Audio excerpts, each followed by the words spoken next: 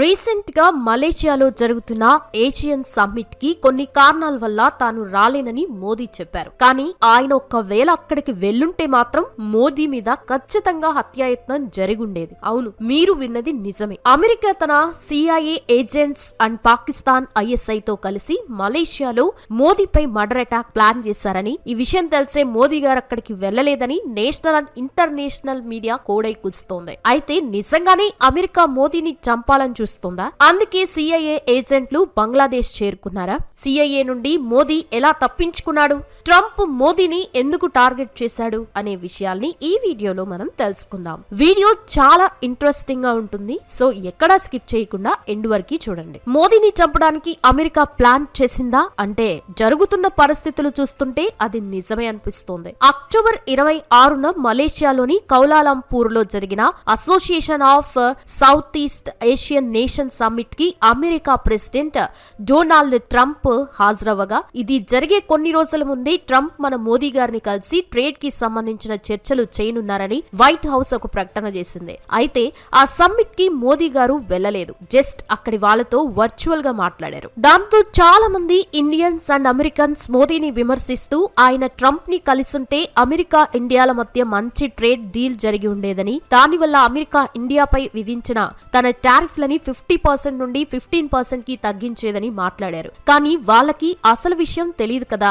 Modi రానందుకు deal పోయింది. అదే వచ్చుంటే ఆయనే పోయేవాడు. నేనెందుకు ఇలా అంటున్నానంటే ఒక్కసారి వీడియో చూడండి. ఇందులో మోదీ గారు మాట్లాడుతూ, నేను నిన్నే జపాన్ మరియు చైనా పర్యటనను ముగించుకుని ఇండియా వచ్చానని అన్నారు. అప్పుడు అక్కడున్న వాళ్ళందరూ ఒక్కసారిగా గట్టిగా చప్పట్లు కొట్టగా, నేను ఆ దేశాలకు వెళ్లినందుకు చప్పట్లు కొడుతున్నారా లేదా నేను మళ్ళీ తిరిగి వచ్చినందుకు చప్పట్లు కొడుతున్నారా అని నవ్వుతూ అదో రకమైన ఎక్స్ప్రెషన్స్ తో అన్నారు. దీన్ని బట్టి చూస్తే అక్కడ ఆయన మీద హత్యాయత్నం జరిగే ఉంటుంది. దాన్ని తప్పించుకొని క్షేమంగా ఇండియాకి రాగా నేను బ్రతికొచ్చినందుకు చప్పట్లు కొడుతున్నారా అని మోదీ ఎవరికో ఇండైరెక్ట్ గా చెప్పినట్లు ఉంది. ఇక ఆసియన్ సమ్మిట్ విషయానికి వస్తే కౌలాలంపూర్ లో మోదీ గారిని హత్య చేయడానికి బంగ్లాదేశ్ లోని ఢాకా నుండి CIA వర్క్ స్టార్ట్ చేసి మర్డర్ కి మాస్టర్ ప్లాన్ వేసినట్లు మన రా టీం గుర్తించింది. ఇండియాలో అయితే మోదీని చంపడం కష్టం కాబట్టి వేరే దేశంలో ఆయన్ని చంపి దాన్ని ఒక యాక్సిడెంట్ లా క్రియేట్ చేసి ఇండియాలో తమకి ఫేవర్ గా ఉండే వాళ్ళని ప్రధానిగా చేయాలని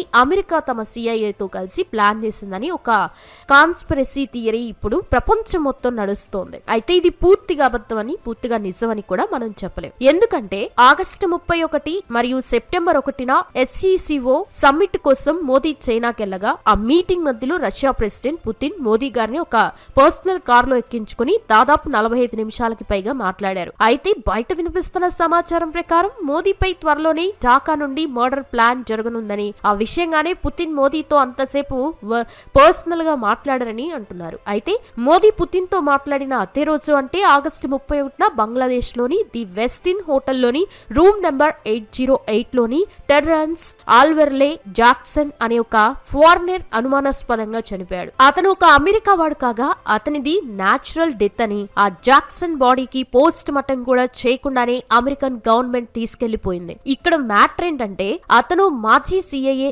ఏజెంట్. అమెరికన్ ఆర్మీలో ఇతను సుమారు 20 ఏళ్లు పనిచేసి ఆ తర్వాత అమెరికన్ స్పెషల్ ఫోర్స్ కమాండర్ గా ఎన్నో సీక్రెట్ ఆపరేషన్స్ లో కూడా పాల్గొని కొంతకాలం CIA ఏజెంట్ గా కూడా పనిచేసి రిటైర్ అయ్యాడు.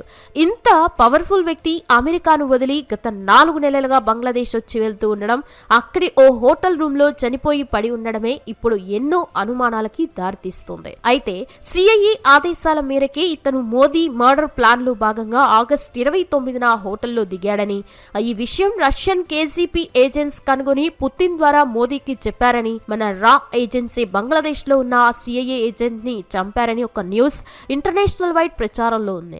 అయితే అమెరికా బంగ్లాదేశ్ నుండే ఎందుకు ప్లాన్ చేసింది అంటే, ఎప్పుడైతే Bangladesh interim government chief advisor గా మొహమ్మద్ యూనస్ నియమించబడ్డాడో అప్పటి నుండే బంగ్లాలో CIA హవా పెరిగిపోయిందని రా తెలుసుకుంది. ఈ కారణంగానే అమెరికా CIA ఏజెన్సీ బంగ్లా నుండి మోదీపై మర్డర్ ప్లాన్ చేసిందని, ఇప్పుడు చనిపోయిన జాక్సన్ డెడ్ బాడీకి పోస్ట్ మార్టం చేస్తే నిజాలు బయటపడతాయి కాబట్టి అమెరికా సైలెంట్ గా అతని బాడీని తీసుకెళ్లిందని చెప్పుకుంటున్నారు. అయితే అమెరికా ఇదంతా చేస్తుందా అంటే మోదీ చేస్తున్న పనుల వల్ల చేసి ఉండొచ్చు అని విశ్లేషకులు అంటున్నారు. ఎందుకంటే మోదీ బ్రిక్స్ కంట్రీస్ తో కలిసి రష్యాతో డాలర్స్ తో కాకుండా రూపీస్ లో వ్యాపారం చేస్తున్నారు. అలాగే ఆత్మ నిర్భర్ భారత్ భారత్ పేరుతో విదేశీ వస్తువుల్ని కొనొద్దు అని చెప్పి స్వదేశీ వస్తువులకి మార్కెట్ పెంచారు అండ్ విదేశీ వస్తువులపై భారీగా టారిఫ్ విధించారు. మెయిన్ గా అమెరికా వద్దన్నా కూడా ఇండియా రష్యా నుండి ఆయిల్ కొంటుంది. ఈ కారణాలు చాలు అమెరికాకి మోదీని అడ్డు తొలగించడానికి. అయితే పెద్ద పెద్ద లీడర్స్ ని చంపేయడం సిఐఏ కొత్తేమి కాదు. గోల్డ్తో వ్యాపారం చేస్తానని అన్నాడని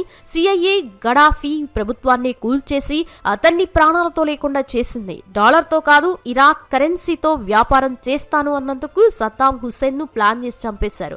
అండ్ రష్యా ప్రెసిడెంట్ అయిన వ్లాదిమిర్ పుతిన్ ని కూడా ఎన్నోసార్లు చంపడానికి ట్రై చేసింది. అంతేందుకు పాకిస్తాన్ మాజీ ప్రధాని ఇమ్రాన్ ఖాన్ చైనాకి దగ్గరవుతూ రష్యా ఉక్రెయిన్ వార్ లో ఎటు సపోర్ట్ చేయకుండా న్యూట్రల్ గా ఉండి ఆ తర్వాత పుతిన్ ని కూడా కలిశాడు. దాంతో అమెరికా ఈగో హర్ట్ అయ్యి అమెరికన్ డిప్లొమాట్ డొనాల్డ్ ని పాక్ కి పంపింది. దాంతో అతను పాక్ కి ఐఎంఎఫ్ ద్వారా వస్తున్న లోన్స్ ని కట్ చేసి ఇమ్రాన్ ఖాన్ కి వ్యతిరేకంగా ప్రొటెస్టులు జరిగేలా చేసి ఇమ్రాన్ ఖాన్ ప్రత్యర్థి షహజాబ్ షరీఫ్ ని లండన్ లో కలిశాడు. దాంతో కొన్ని రోజుల్లోని పాక్ లో ఇమ్రాన్ ఖాన్ దగ్గరున్న మినిస్టర్స్ కొని అతని గవర్నమెంట్ ని కూల్చి షహబాజ్ షరీఫ్ పాక్ ప్రధాని అయ్యాడు. ఇమ్రాన్ ఖాన్ జైలు పాలయ్యాడు. ఇక బంగ్లాదేశ్ విషయంలో కూడా అమెరికా తమకి సెయింట్ మార్టిన్ ఐలాండ్స్ కావాలని చెప్పగా బంగ్లాదేశ్ ప్రధానమంత్రి షేక్ హసీనా ఇవ్వను అని చెప్పి చైనాతో డీల్ మాట్లాడింది. ఆ తర్వాత చైనా బంగ్లాదేశ్ కి లోన్స్ ఇస్తూ అక్కడ తమ పోర్ట్స్ ని కూడా కట్టుకుంది. దాంతో అమెరికా అక్కడికి కూడా డిప్లొమాట్ డొనాల్డ్ ని పంపి దేశంలో అల్లర్లను క్రియేట్ చేసి హసీనా దేశం నుండి పారిపోయేలా చేసింది. తాము చెప్పినట్లు వినేవాడిని ఆ స్థానంలో కూర్చోబెట్టింది.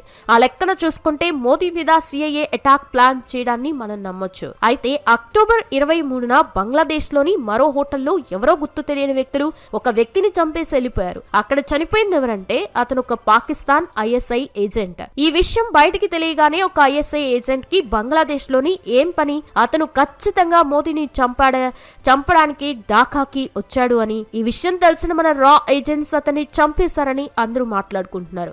ఎందుకంటే దానికి ముందు రోజు అంటే అక్టోబర్ 22న మన సూపర్ మిసైల్స్ బ్రహ్మోస్ ప్రాజెక్ట్ లో పనిచేసిన ఆకాష్ దీప్ అనే మెయిన్ పర్సన్ ని లక్నోలో ఉన్న అతని ఇంట్లోనే ఎవరో చంపేశారు. ఆ మధ్య జరిగిన ఆపరేషన్ సింధూర్ లో ఇండియా బ్రహ్మోస్ మిసైల్స్ వాడే పాక్ లోని ఎన్నో ప్రాంతాలని నాశనం చేసింది. అందుకే ఆ బ్రహ్మోస్ మిసైల్ తయారు చేసిన సైంటిస్టులని ఐఎస్ఐ టార్గెట్ చేసిందని ఇండియా భావిస్తోంది. అలాగే Pakistan army joint chiefs of staff committee chairman and Pak army general అయిన సహీర్ షమ్మాద్ మిర్జా కొంతమంది అధికారులతో అక్టోబర్ 25న Bangladesh interim government chief advisor professor Muhammad Hasan ని కలిసి 4 రోజులు అక్కడే ఉన్నాడు. అండ్ అతను తన పర్యటనలో భారత్ బంగ్లాదేశ్ ని వేరు చేసి సిలిగురి కారిడార్ ని కూడా సందర్శించాడు. ఇవన్నీ చూస్తుంటే అమెరికా తమ CIA and Pak ISI agent సహాయంతో మోదీని చంపేసి బంగ్లాదేశ్ నేపాల్ తరహాలో ఇండియాలో అల్లర్లు సృష్టించి చికెన్ నెక్ అవతలి వైపు ఉన్న అసోం, అరుణాచల్ ప్రదేశ్, నాగాలాండ్, మణిపూర్, మిజోరాం, త్రిపుర, మేఘాలయ, సిక్కింలని ఇండియా నుండి వేరు చేయాలని ప్లాన్ చేసినట్టు తెలుస్తోంది. ఇక్కడ మరో మైండ్ బ్లాక్ అయ్యే విషయం ఏంటంటే సోషల్ మీడియాలోని కొన్ని ఆర్టికల్స్ ప్రకారం ఆపరేషన్ సింధూర్ తర్వాత మోదీ మీద ఇంతకు ముందే పలుసార్లు హత్యా ప్రయత్నం జరిగింది. ఆపరేషన్ సింధూర్ టైంలో ఇరు దేశాల మధ్య సంధి కోసం ట్రంప్ పలుమార్లు ఫోన్ చేసినా మోదీ మాట్లాడకపోవడం, ఇండియా పాక్ మధ్య యుద్ధాన్ని తానే ఆపానని చెప్పిన ట్రంప్ మాటల్ని కొట్టిపారేయడం అమెరికాకి నచ్చలేదు.